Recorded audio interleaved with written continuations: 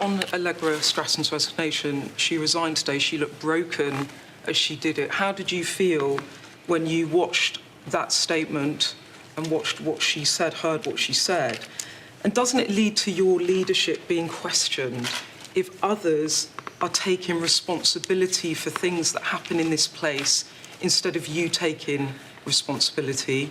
And to the scientists, people are going to feel pretty flat today listening to this press conference. They were told to get their jabs, to get their boosters, that we would have an irreversible path out of lockdown, that life would continue. Winter comes. We are now being told that we have to live with restrictions again. Is this just the reality of living with COVID? So this is not just another year this is happening, but this is our lives now for years to come. I think people will be worried about that. Thank you. Yes, just Beth, first on your first point, look, I repeat what I said to Laura. I think that Allegra has been an outstanding spokesperson for the government, for COP. She did an extraordinary job, and I'm very, very sorry to lose her. And on your point about responsibility, I don't just take responsibility for things that happen in this building. I take responsibility for everything that happens in this government, and I've made that clear throughout the pandemic.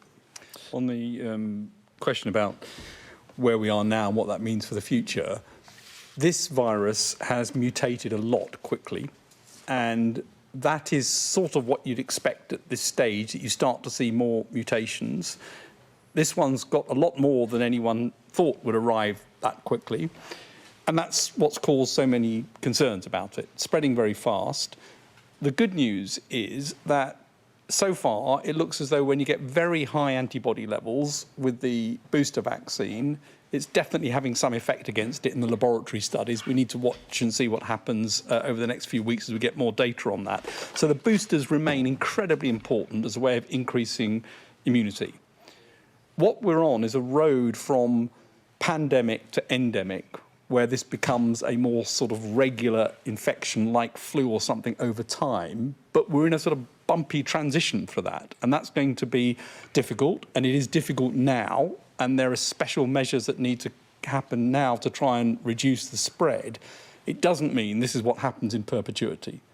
You would expect that over time this becomes a virus which then has peaks every year, just in the way that flu does perhaps, but it wouldn't be endlessly having new variants that always escape vaccines to some extent. You would also expect that the vaccine will need to change over time, just as the flu vaccine changes year on year, and you get a slightly different one because the thing continues to evolve a bit. So I think this is a surprise change that's happened. It's a big one, and yes, it's going to make everyone feel a bit sort of deflated about it, but there are things that can be done.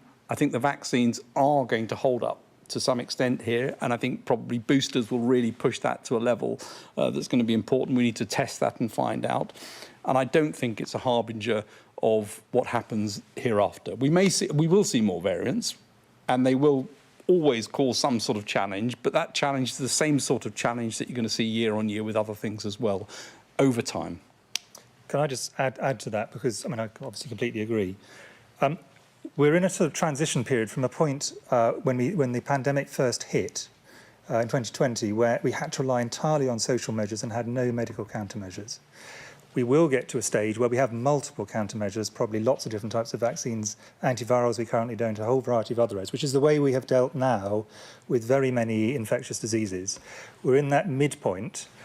We are immeasurably better off now than we were with the vaccines we've got, with drugs, with better hospital treatment. There's a whole bunch of things that are so much better than they were.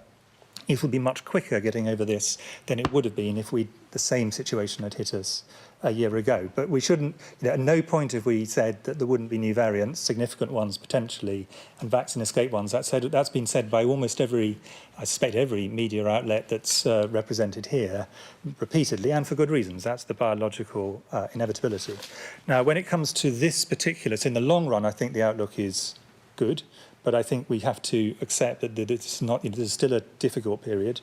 And in terms of this particular variant, the question I think is really going to be, is this held by the current vaccines with boosters, or are we actually going to have to do a reformulation of the vaccine, at least for more vulnerable people, and that is what we will need to do over time. And it may be actually what we have is a transition period where the booster holds it for a bit, and that buys us time, and then we can actually get a specific or what's called polyvalent vaccine, and that will allow us then to, from later on in this year, be able to respond to it directly. So I think we should, in a sense, what I think we should say is I can see why people would feel deflated, but this is a kind of setback. This is not a situation where we're back to square one. We're having to just deal with it as we always thought we might have to. Prime Minister, sorry, just to follow up quickly, you said that you were furious about the video you saw about the mock press conference. Yes.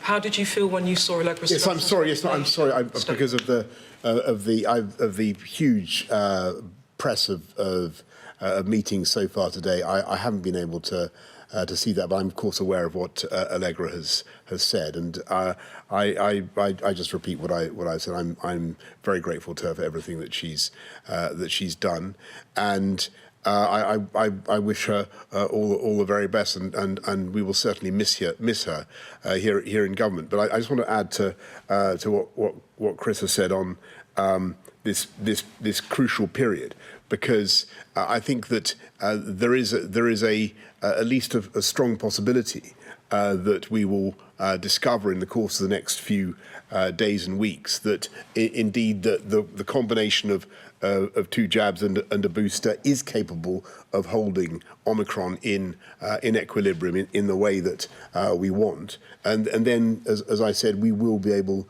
to move forward. And it's always worth bearing in mind that what we're doing today with Plan B is something that we set out back in September. So this is not a deviation from the position that we thought we might find ourselves in as winter set in.